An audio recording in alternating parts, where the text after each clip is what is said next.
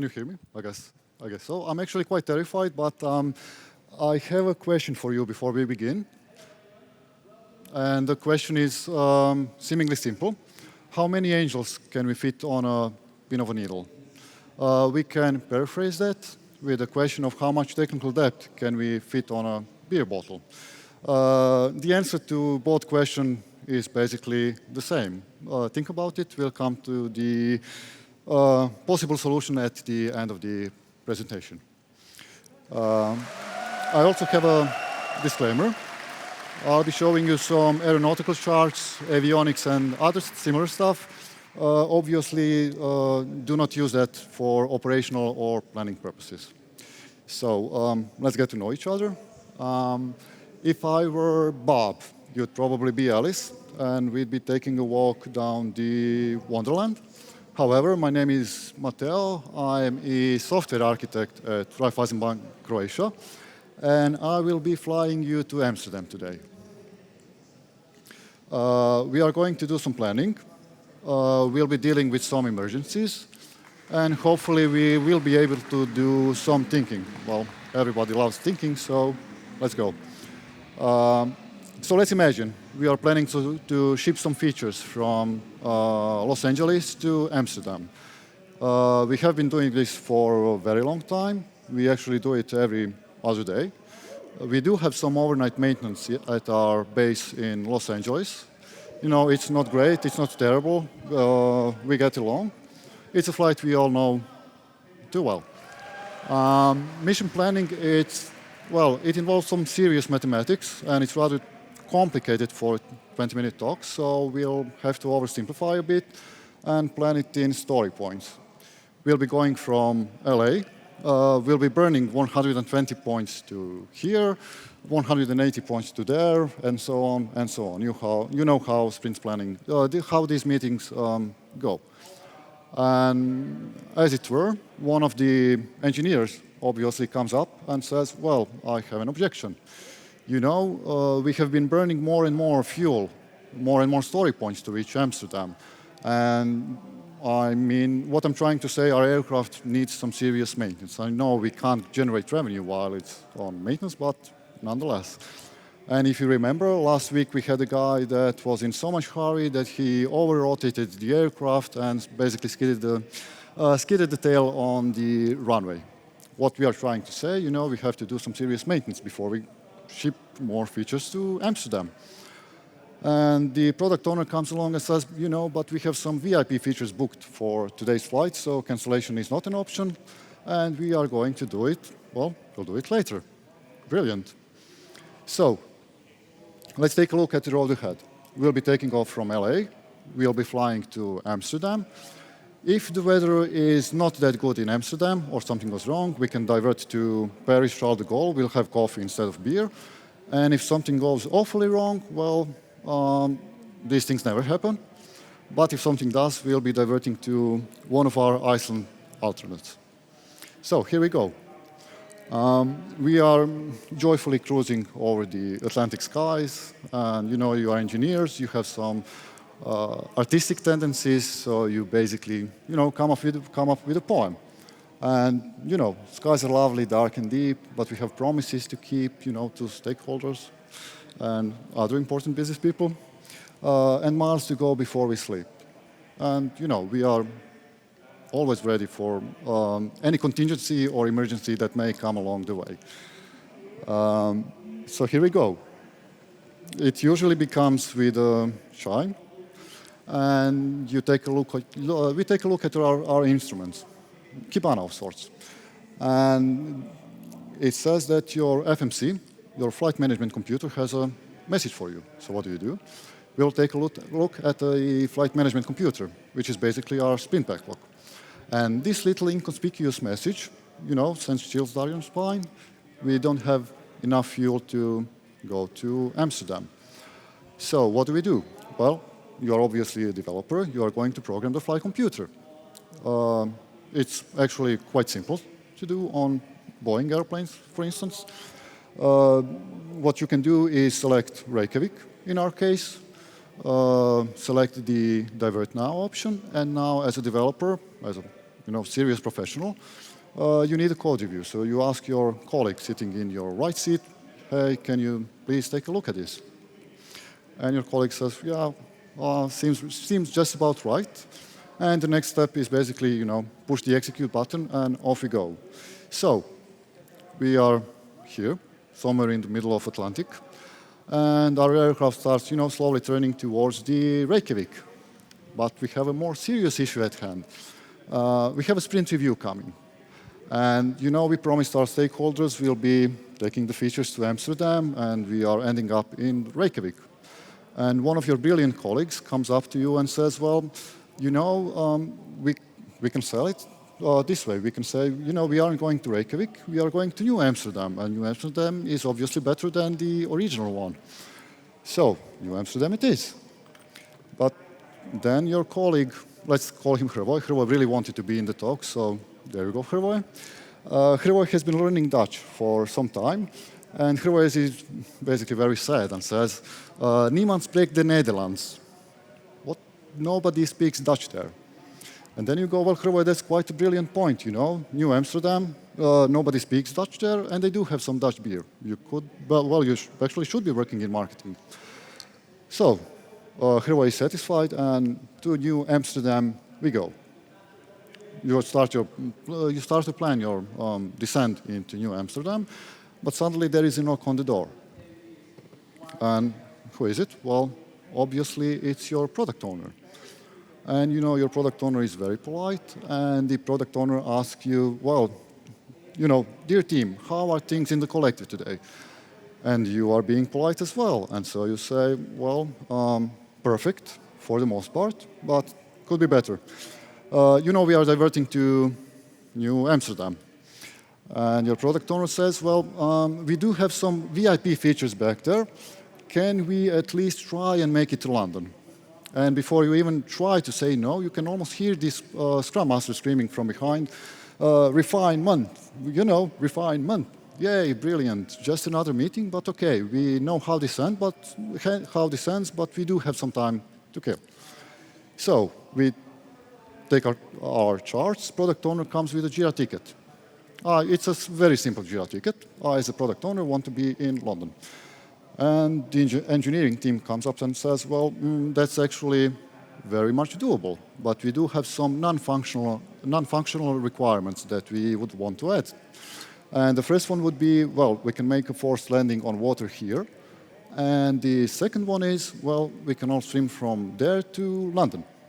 And you can see the product owner thinking about it, but then the product owner says, well, we have some experts back there, and they can't really swim, so, well, New Amsterdam it is.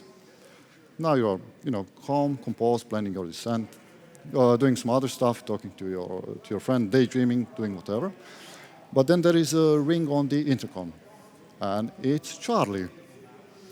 Charlie is the kind of a guy that comes in times of great need, and he usually comes up with advice that is, at best, true but useless. And Charlie goes on to say, well, guys, can we please fly faster? If we fly faster, we could get there.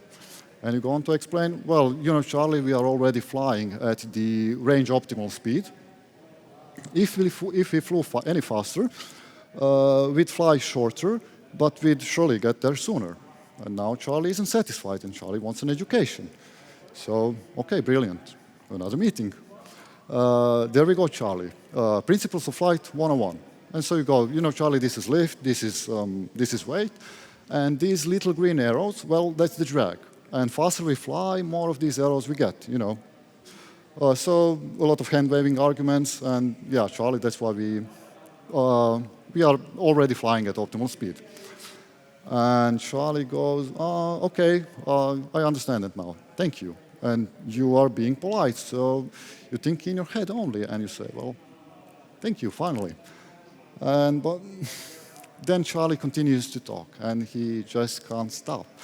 And Charlie goes on to say, well, we can't fly any faster, little green arrows won't let us. Okay, brilliant, Charlie.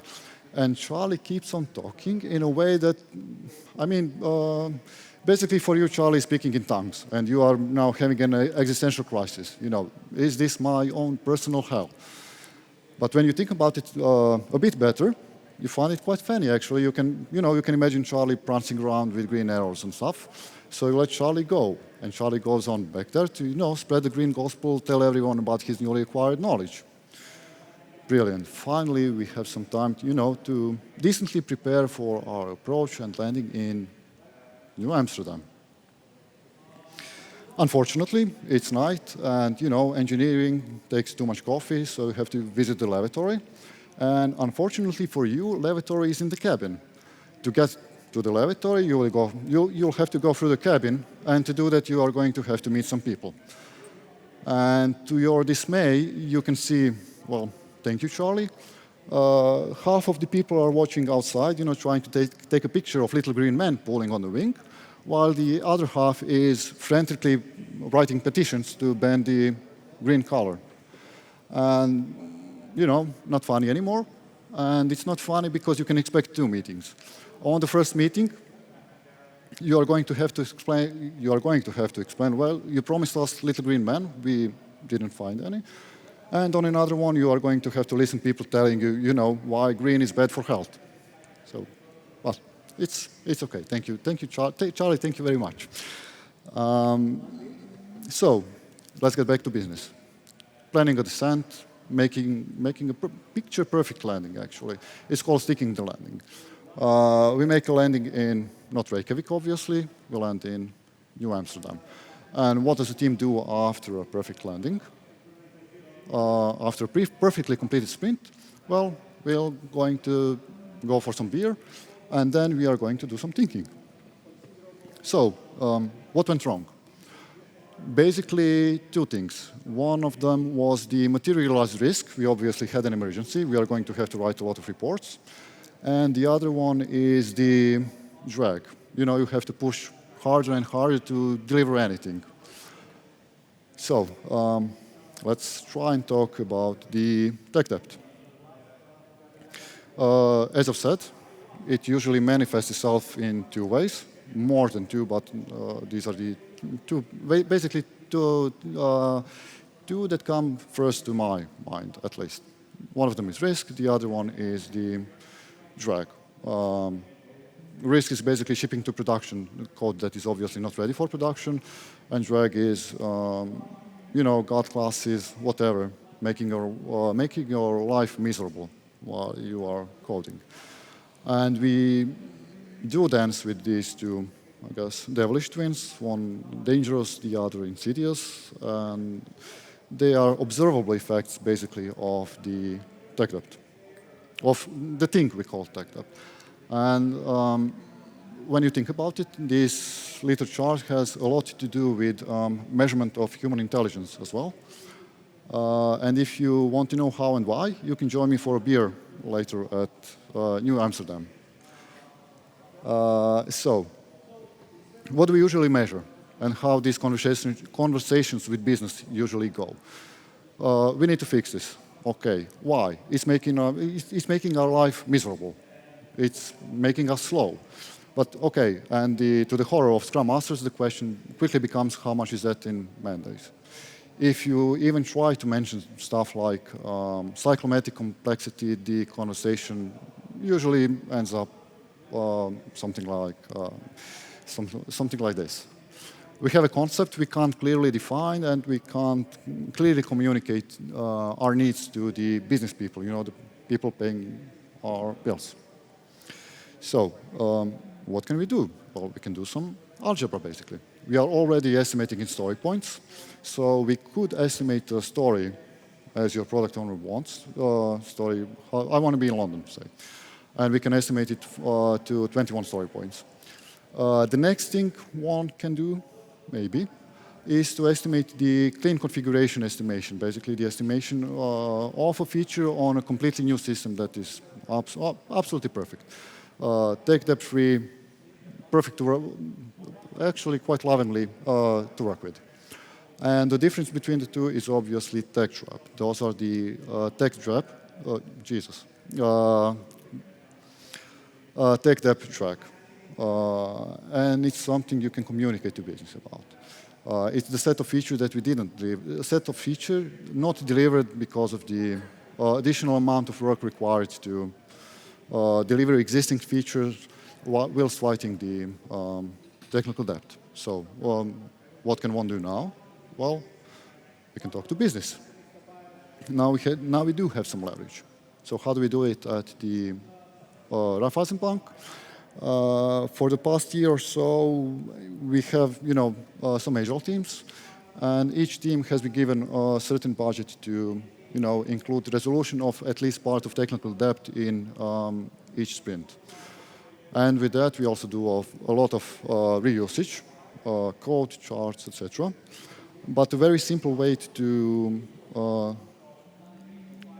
explain to business people what the effect of tech debt actually is we have this total delivery over a year of 2,600 story points. Of that, approximately 1,600 story points were features that we delivered, and the rest of it is pure drag. These are the features that could have been delivered, but were not delivered. So, back to the question, basically. Actually, I'm looking at the time, and I am on time, and quite happy about that. So, how many angels can we fit on a needle pin? The question is basically a moot point. It doesn't make any sense. You can put as many or as little as you'd like. If you are talking about tech debt, and to you it's wrongly named constants, increased complexity, whatever. But if you talk to business and you come up with something that's ill-defined, they won't understand you, and the only thing they will see is mandates. Those are the features that we could have delivered, but we wasted them on you guys playing around. So the idea basically is to use logical positivism, if you can, to make meaningful statements. Basically, statements that are empirically verifiable. We want to have something we can measure in order to communicate to business. Well, this is the basically opportunity cost we have because you won't let us fix the tech debt. And why do we want to do that? Well, to get better and maintainability and reliability, and obviously delivering something of value to your business, to our business. To paraphrase, how much technical debt can we fit on a beer bottle? Well, we can explore it together at the RBA stand in, New Amsterdam, waar niemand spreekt Nederlands.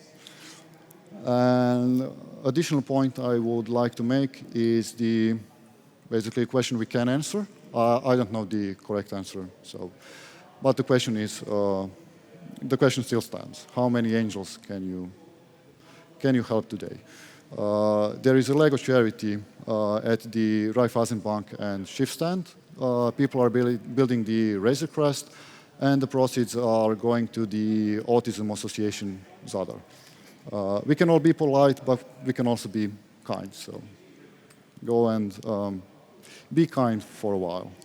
And with that, welcome to New Amsterdam. The weather is actually very nice. It's a magical place, where sprint goals are always achieved. Outside air temperature is approximately 300 kelvins. And local time is, obviously, it's beer time. We do hope to see you on one of our future talks. Thank you very much.